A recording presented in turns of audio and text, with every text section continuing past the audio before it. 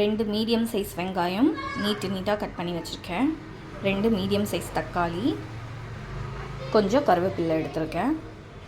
அப்புறம் இந்த சைஸ் தேங்காய், அது ஒரு 3 பத்தை கட் பண்ணி வச்சுருக்கேன். புளி தேவையான அளவு ஊற போட்டு வச்சுருக்கேன். ஒரு கூறு ஷீலா மீன் க்ளீன் பண்ணி வாஷ் பண்ணது. ஃபஸ்ட்டு மிக்சியில் நம்ம அந்த கட் பண்ண தேங்காய்,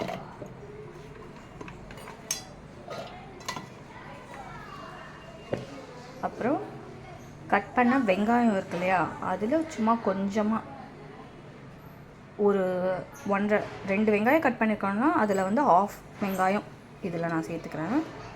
வெங்காயம், அப்புறம் ஒரு இனுக்கு கருவேப்பிலை அளவுக்கு இதில் கொஞ்சோண்டு கருவேப்பிலை சேர்த்து நல்லா அரைச்சிக்கணும். புளி தண்ணி இதில் ஃபில்டர் பண்ணி வச்சுருக்கேன் கரைச்சி. இப்போது இந்த புளி தண்ணியிலேயே நம்ம கட் பண்ணி வச்சுருக்கோம் இல்லையா தக்காளி, அந்த தக்காளியை போட்டுடணும். சும்மா ஒரு பேருக்குனா ஒரு 4-5 பீஸ் மட்டும் இப்படி விட்டுட்டு இதில் போட்டு நல்லா கையில் மசிச்சு விட்டுடணும். தக்காளியை பார்த்திங்கன்னா தக்காளியை நல்லா கையிலேயே மசிச்சு விட்டுருக்கேன். கையை நல்லா வாஷ் பண்ணிக்கோங்க. கையை நல்லா வாஷ் பண்ணிட்டு நல்லா தக்காளியை மசிச்சு விட்டுருங்க. நீங்கள் முழு தக்காளியை கூட போட்டு இந்த மாதிரி பிசைஞ்சு விட்டுக்கலாம்.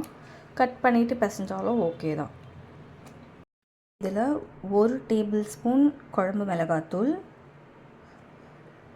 உப்பு தேவையான அளவு. நான் இப்போதைக்கு 1 டேபிள் ஸ்பூன் போட்டிருக்கேன், ஓகேவா?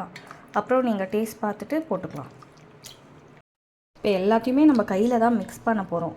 அதனால் நீங்கள் கையை நல்லா க்ளீனாக வாஷ் பண்ணிவிட்டு இதை பண்ணணும்.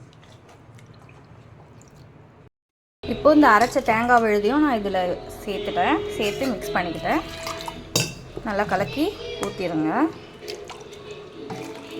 ஓகேதான், இதையும் நல்லாவே கையில் மிக்ஸ் பண்ணிட்டேன்.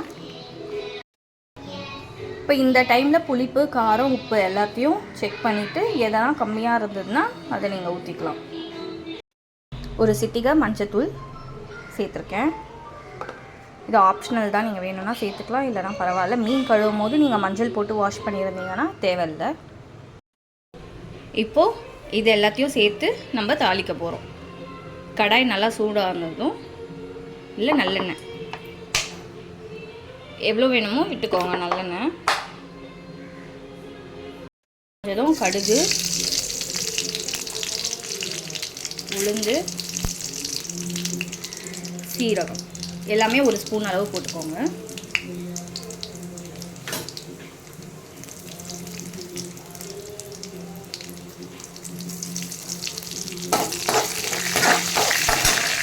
நல்லா பொரிஞ்சதும் இதில் வெங்காயமும் கருவேப்பிலையும் சேர்த்து நல்லா வதக்க போகிறோம்.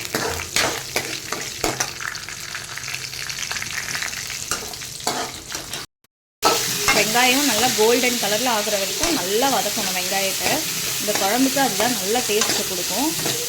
வெங்காயம் நல்லா பொன்னிறமாக ஆகணும். இதில் கரைக்காமல் எடுத்து வச்சுருந்தோம் இல்லையா, அந்த தக்காளியும் போட்டு சேர்த்து நல்லா வதக்கிக்கணும்.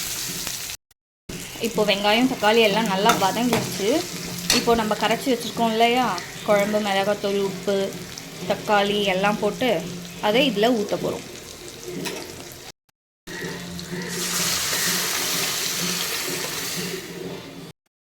இப்போ இந்த குழம்பு நல்லா ஹை ஃப்ளேம்லேயே இருக்கட்டும். ஹை ஃப்ளேம்லேயே வச்சு நல்லா 10 நிமிஷம் நல்லா கொதிக்க விடணும். மூடி போட்டு கொதிக்க விட்டுருங்க நல்லா. இப்போ 10 நிமிஷம் ஆயிடுச்சு. குழம்பு நல்லா கொதிக்குது, பச்சை வாசனை போயிடுச்சு. இப்போ வாஷ் பண்ணி க்ளீன் பண்ணி வச்சுருக்க ஃபிஷ்ஷை நம்ம இதில் போட்டுடலாம். ஷீலா மீன் இது, 1 கூறு ஷீலா மீன் வாங்கியிருக்கேன்.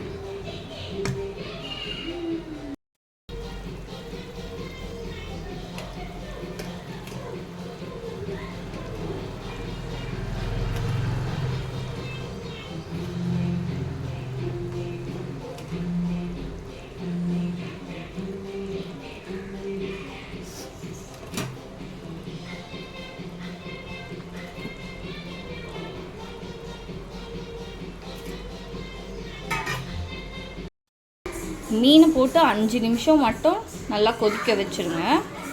5 நிமிஷத்துக்கு மேலே விட்டிங்கன்னா மீன் உடஞ்சிரும், குழஞ்சிரும் மீன். அதோட குக்கிங் டைம் 5 நிமிஷம்தான். 5 நிமிஷத்தில் ஆஃப் பண்ணி கொத்தமல்லி தூவி இறக்கிட வேண்டியது தான்.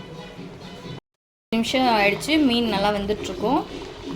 கொத்தமல்லி தூவி ஸ்டவ் ஆஃப் பண்ணிட வேண்டியது தான்.